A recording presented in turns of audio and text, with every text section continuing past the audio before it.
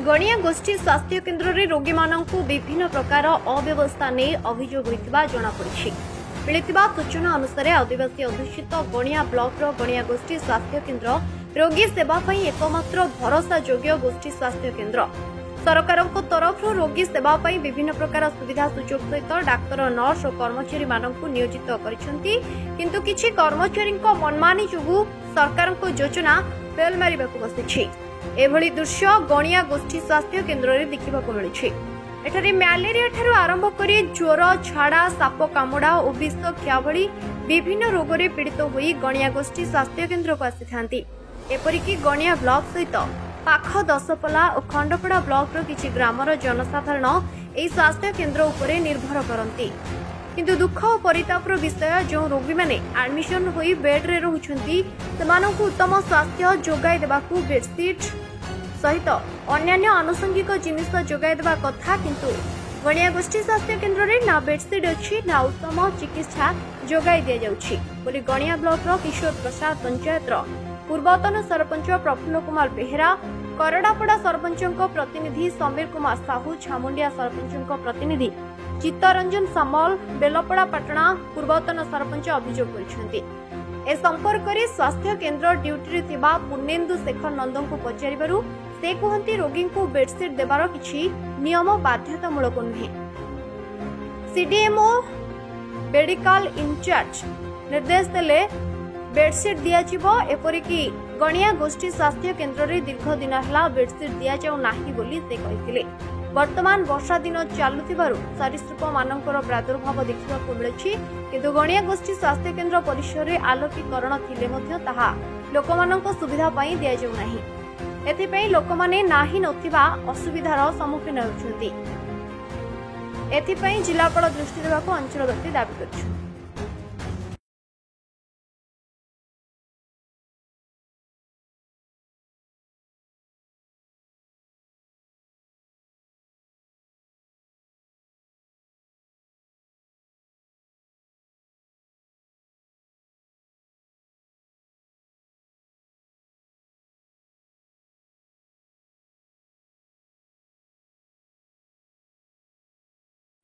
मुझे प्रफुल्ल कुमार बेहेरा, पूर्वतन सरपंच किशोर प्रसाद।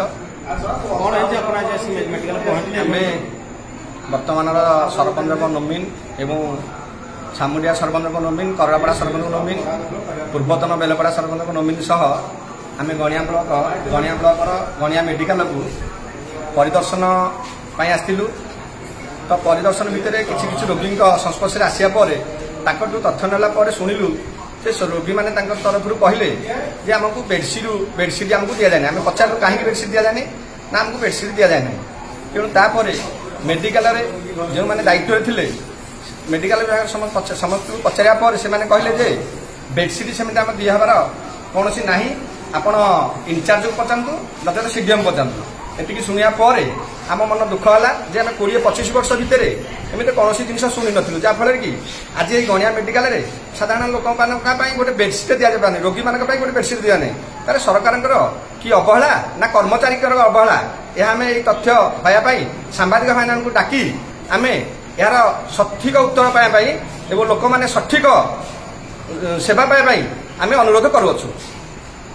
शेखर नंद CHC गणिया medical किसी लोक पूर्वतन सरपंच हूँ करडापड़ा सरपंच बेलपड़ा सरपंच अभियोग कर पेसेंट मैंने बर्तमान बेड में आडमिट होती बेडशीट दिया सरकार को नियम अच्छी बेडशीट न देवाई ना नियम बेडशीट दवाई भी ना कि न देवाई कारण जहाँ भी ऑर्डर आमको सीडीएम सार तरफ कि इंचार्ज सार तरफ मिल आम से अनुसार कम कर तो से आमको ऑर्डर करती कि आप थ्रू हो कि जदि दवाई सब पेसेंट कहते दबार सर बर्तमान तो आप ड्यूटी अच्छे आप परमिशन देना ना ना कथा हूँ से जिन आभेलेबिलिटी कि से जिन स्टॉक से जिन परमिशन से गुड़ा मतलब दिए सर आज ना बेडशीट दिया ना आगुरी क्या बेडशीट दिया ना ये लंग टाइम बहुत आगे बेडशीट दिया गणियारू विश्वरंजन सेठी जगतसिंहपुर ज्योतिरंजन खोरडा रिपोर्ट एचआरटी।